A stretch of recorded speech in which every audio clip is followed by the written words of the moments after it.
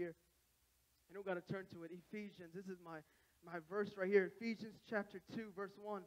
This is talking about us, church. And you were dead in your trespasses and sins in which you once walked, following the course of this world, following the prince of the power of the air, the spirit that is now at work in the sons of disobedience, among whom we all lived in the passions of our flesh. You were once carrying out the desires of the body and the mind, and were by nature children of wrath. My goodness, like the rest of mankind. Verse 4, but God, being rich in mercy, God is full and rich of mercy.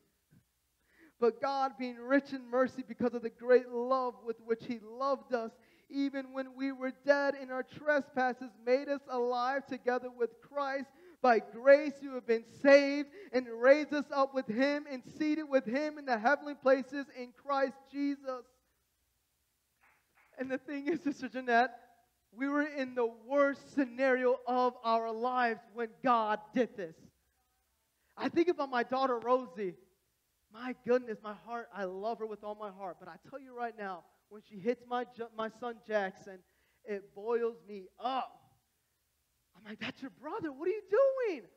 And with all of me, Juju, Soli, Lito, Claudia, my wife, my Thea, my goodness, Tommy, they all know. If you come to my house, you know if my son hits or my daughter hits my son, I get so angry. And I'll be honest, I'm human. The last thing I want to do is discipline her in love. The last thing I want to do. So I will literally walk away after I talk to her. I'm like, babe, you got to get her because right now I'm so full of anger. But yet, I look at Christians. We were in the most deepest, the most sin. We were dead in our trespasses. We wanted nothing to do with God.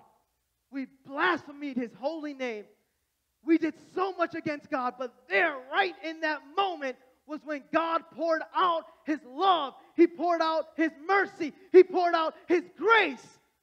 And I think about myself, I can't even do that to my own daughter sometimes, but yet I was worse than my daughter. Not only did I hate God, but I didn't want nothing to do with Him, but it was then when Jesus died on the cross for me, when I wanted nothing to do with Him. I wanted nothing to do with God. But it was in that moment that God gave me everything.